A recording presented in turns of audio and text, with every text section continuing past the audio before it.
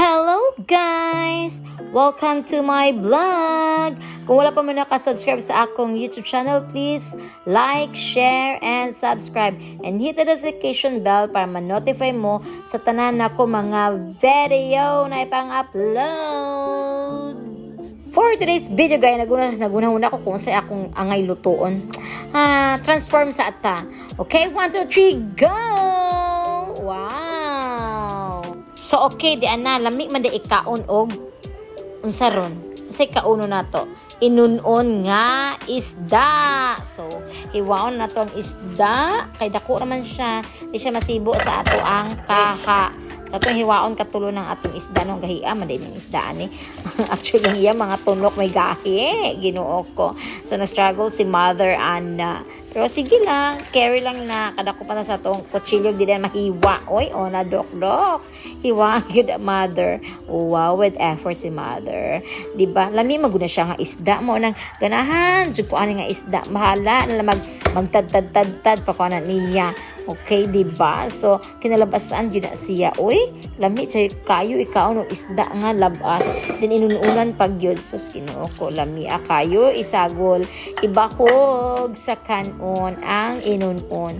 So, mauna na siya naman natugutan. Ato nang hinluan. Pero dili na tanan ang mga isda atong iunon ha. Katurandak ko nga akong gigutad ang atong ununon. So, before na ito ununon, mag-prepare ta og sibuyas og ahos. Ato siyang butangan og lamas kay lami kayo ikaon sa inunon kapag kompleto ang lamas. Wow! Nakoy Tagalog gamay ron guys. Oy, ambot na lang. Gigutom siguro jud ko. Mara nakapanagalog na yung taon kog ahat ani. Okay, dok-dok na to ng ahos. Okay, kana mga tulor gud kog kabuok nga ahos ato ibutang kay tulor man pug kabuok kahiwa na nga isda. Then gutaron nato ang sibuyas. Ana o pag hinay Mother ka ang tudlo maapil in taon naghiwa diha. Oy, Ginoo ko. Yan na tayo panghawid. Diba? Human ana ato na siyang itakang. Ibutang nato ang atong isda. O diba? Kung sa Bisaya pa ng isda ana, isda nga buntog. Wow, labi kayo na siya unod guys. Pag humana na butang nga nato lamas ang ato ang ahos o gatong sibuyas na scattered. Butang nga to asin, butang nga to betchin gamay. Palami kunuhay. Butang nga nato powder nga garlic. And then butang nga nato og onion garlic. Diba? Puro ta mga powder. Suka na pod, inighuman sa atong mga spices. Butangan natong suka. And then, dili pure suka ha. Butangan po ito gamayng tubig para makalata-lata sa ato ang isda. And then, naapot ay ibahog nga sabaw, no? Abrihan na ng gasol. Okay, open. Okay, magic tayo, no? Pag human ana, nimbukal-bukal na siya atong butangan o gamayng mantika para lang makalami og samot sa ato ang sabaw sa inunon, di ba? Na nagbakol-bakol man tayong istorya ani, oy. And then takuba na to kamay. Pag human ana, ato na nang i-close ng atong kayo diha. Ug ato nang haunon, wow, gaso-aso pag yun. Ato nang haunon ng atong inunon kay gutom na, mamahaw na ta. Diba? Wow, kalamis inunon. Oy, ayon ni overcook ng inong isda kay wala na lami ug ma-overcook kay mga lata na siya mabungkag. Wow, na sabaw kalamig na ibahog sa atong kanon, diba? And then completos recados pa.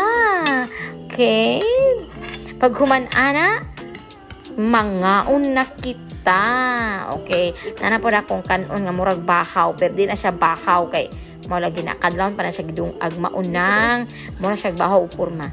Kauban po na ako akong baby girl nagmugot na siya kaya di na siya ganahan kaayo og inunon.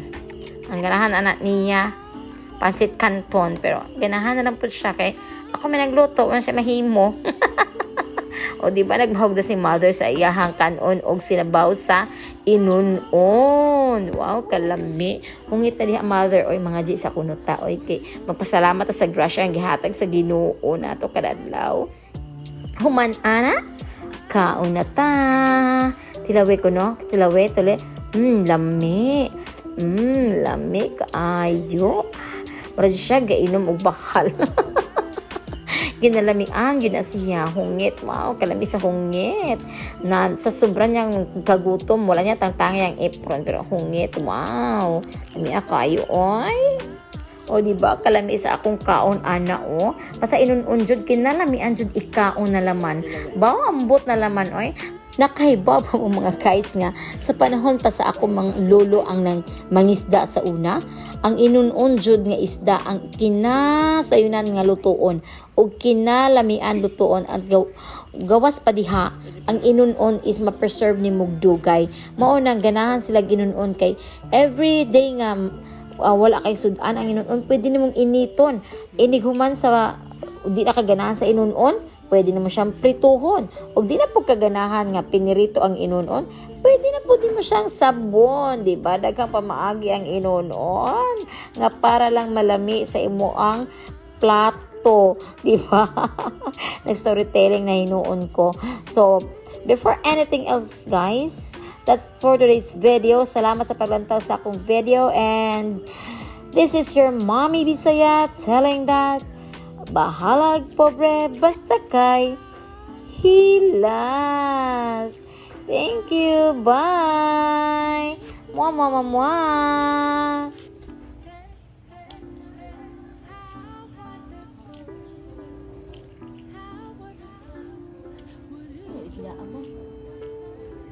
Bunto.